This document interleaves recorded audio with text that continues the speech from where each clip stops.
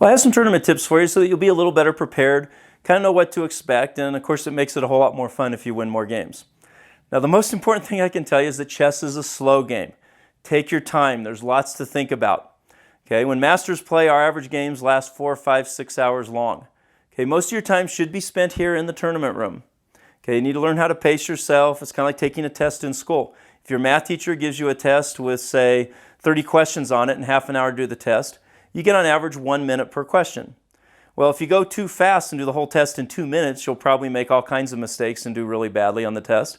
And if you spend 28 minutes on the first question, you'll probably get it right, but then miss the rest of them because you ran out of time. Okay, so you need to find that balance. Now, I know slowing down is really hard for the younger kids, but during the tournament, what I want you to do is observe the older kids that are playing and the rated kids and see how slow they move. And they're calculating deeper and taking their time, and of course you get much better results. And I promise you this, if you take more time, you'll definitely win a whole lot more chess games. Another tournament tip is to record the moves to each of your games, or what's called keeping score. This is very simple and easy to do, and even the first and second graders are old enough to do it. What you want to learn is what's called algebraic notation. It's chess language for basically writing down the piece that moves and the square it moves to. It's that easy. You'll do that for all your moves and for all your opponent's moves. Now, even if the kids around you aren't keeping score, by the way, that's not an excuse for you not to do it either. Now, there's a lot of benefits to writing your moves down. Number one is it slows you down. As we talked about, the number one mistake kids make when they play chess is they move too quickly. Number two, it gives you a record of the game you just played so you can play over it later and see what you did right and what you did wrong. In fact, every rated game I played since I was 9 years old, I have a copy of the score sheet in my closet that I could show you that game. Number three, it gives you written proof in the event of a dispute of what square a piece might be on, or it helps you claim a threefold repetition or 50 move draw. It gives you written proof of that. And of course, number four, if you do something brilliant, we can publish it and your game will live on forever. Now here's what a sample score sheet looks like. As you can see, there's room for 60 moves. There's columns for white and black so that every move can be recorded in it. Now you can purchase these at any online chess store. And buy a scorebook like this, where you can see a spiral-bound scorebook. You can also, they're fairly inexpensive. You can also get one that's actually hardcover bound. I've seen a few of those that cost a little bit more, of course. Or if you want, just send me an email or give me a call, and I can email you a file with some sample score sheets on it that you can just print out on your own printer. But I highly encourage you to keep score. It's not a requirement, but highly, highly encouraged. The chess clock is a very important part of the chess tournament. And just like keeping score, it's very simple and easy to learn how to use a chess clock. Now the rules are, if a player has a clock and wants to use it, he gets to use his clock. His opponent does not have a choice in the matter. Now all you rated kids should all own and bring a chess clock to every single tournament. Now you can shop around online for prices. They're fairly inexpensive and find the best deal, but you can usually get a good one between $30 and $50 that should last a lifetime if you treat it well. Now what a chess clock teaches you how to do is how to budget your time. Okay, most scholastic tournaments are game in 30, which means each player has 30 minutes to complete all his moves. You can spend your time however you want, but if you run out of time, you would automatically lose the game. Now, an advantage to owning a chess clock is if your opponent shows up late. Because at the start of the round, you're allowed to push the button down and start your opponent's clock.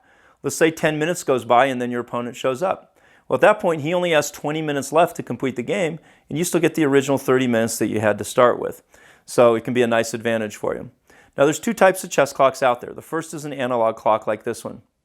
The analog clock has the standard clock face and a big hand and a little hand.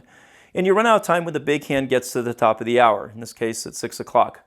In this example, you'll see the player on the left has about 10 minutes left and the player on the right has about 1 minute left. Okay? Now the player on the left, his button is up, which means his clock would be running. So when he makes his move, he'll push the button down, which stops his clock and starts his opponent's clock. Now to know how you run out of time is a little red plastic piece at the top, and that's called a flag. And the big hand will push the flag up, and at exactly 6 o'clock, the flag will fall because of gravity, and that player would run out of time. Now in the example here, you'll see that the player on the right, his flag is getting pretty close. The player on the left probably has about 6 minutes before the big hand even gets to the flag and starts to push it up. Now the second type of clock is a digital clock, and you want to get one of these with time delay. And if you don't already own a clock, this is the type I'd recommend you get. Now in this example, the player on the left has about 1 minute and 49 seconds left, and the player on the right has actually exactly 2 minutes and 55 seconds left. And the player on the left, his button is up, so his clock would be ticking down. In the case of a digital clock, the clocks tick down to 0. When it gets down to 0, that would be when your flag falls. Now several rules about the clock is, the player playing black gets to choose which side of the board he puts it on. That's because white has the natural advantage of the first move, so this helps even things out a little bit. And most players will put the clock on their right-hand side because they're right-handed. It's a shorter distance to make your move and push the button than reaching across the board. Okay, now the second rule is you must push the button with the hand you move with.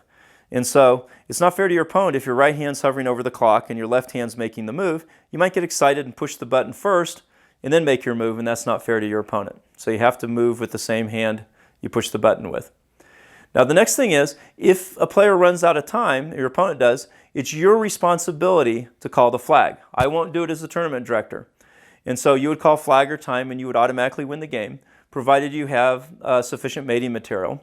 If you only have your king left, you'd have what's called insufficient mating material, but at least you could claim a draw in that case and not lose the game. If your own flag falls, you're under no responsibility to turn yourself in, so don't say anything. Now, if both flags are down, that is also a draw and would automatically be declared that because both players ran out of time. Now, if neither player owns a clock, toward the end of each round, I'll bring a clock and split the time, maybe give each player 10 minutes or something like that, and teach you how to use the clock at that point if you don't have one. But hopefully if you play with the clock a few times, you'll get some experience. It's pretty simple. Just learn how to pace yourself, again, like you're doing a test in school. Let's talk about how you should spend time in between rounds of the chess tournament or in between games. Okay, well, first off, you shouldn't have much of this precious time anyways, because of course most of your time is spent in the tournament room concentrating on your current game. But if one of your games finishes early and you do have some extra time, the most important advice is stay fresh and stay well rested. I know you feel energetic and excited early in the day, but if you constantly play chess and are thinking the entire day, after 4 or 5 hours your brain starts to get tired, and that's when you can slip up very easily when it gets to the critical 4th and 5th round games. So just hang out with your parents or your friends, get a snack, go for a walk, just relax and take it easy. Now the biggest mistake you can make is play speed chess or bug house or try to analyze the game you just finished hoping to find some hidden nugget that'll help you later in the tournament. And I often see parents and some inexperienced chess teachers trying to go over the games with their students, trying to look for that nugget that'll help them later on in the tournament. Okay, and this is kind of like cramming for a test in school. You know, if you don't know the information, you're not well prepared coming in, you're probably not going to do well on the test. Okay, now chess is a very complex subject, and the odds of you finding something that'll help you later on, especially when you're alternating white and black anyways, is fairly slim in the first place. And the biggest danger of doing this is you may feel great about the game you just played. And now if you go over it and start figuring out all these things you did wrong, that can hurt your attitude and put negative thoughts in your mind, and having a positive attitude is absolutely the most important thing you can have during the day. So anyway, it's best to stay well rested and should be common sense, just like getting a good night's sleep and eating a good breakfast the morning of the tournament.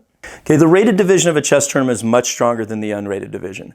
In order to play in the rated section, you first have to join the United States Chess Federation and be a current member, and you'll have your own ID number assigned to you, and at that point you can play in the rated division. Now for those of you that are new to chess and unrated players, don't worry about doing this right away.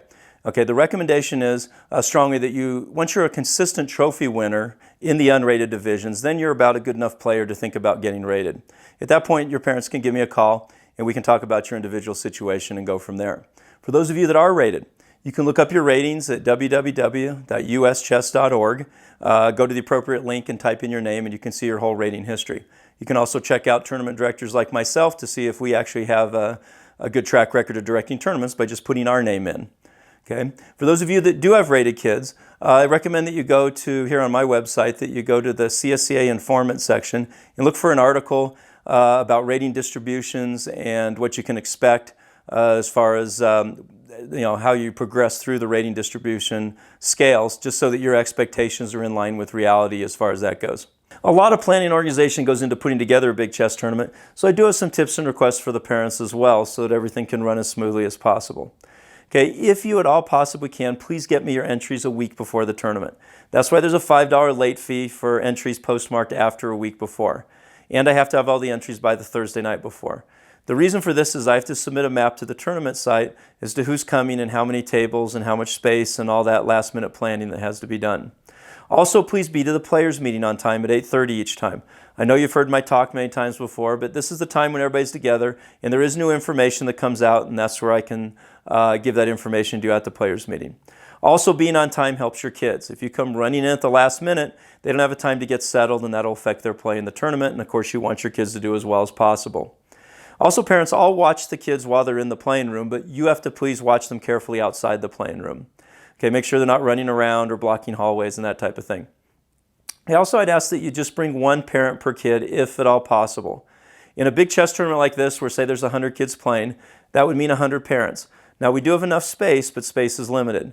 If everybody brought 2 parents or 2 family members, all of a sudden at the end of each round, when most of the players are outside the tournament room with the parents, that would be 300 people instead of 200 people, and now we don't have enough space. And other parents would have to sit on the floor if you bring a huge group. So please don't do that, and be considerate to the other parents.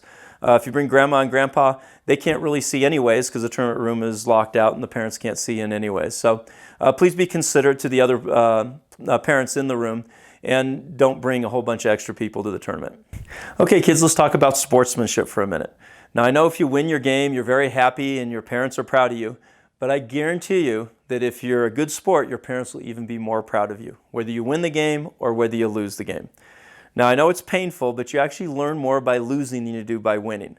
Now, I've lost more chess games than most of you will probably play in your entire life, and that's how you get better at anything. So after the game is over, shake your opponent's hand and say, "Good game." Even if you lost and you don't think it's a good game, still be polite and say "good game" and congratulate your opponent. Now, I know you're happy when you win and you're sad when you lose, but think about your opponent's feelings too right after the game's over. Don't go running out of the tournament room yelling, "I won, I won."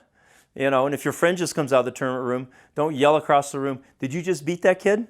That kid's standing right there and he can hear you. So kind of put yourself in his place too and be considerate of his feelings, and your parents will be extremely proud of you for handling yourself in a very nice and professional way.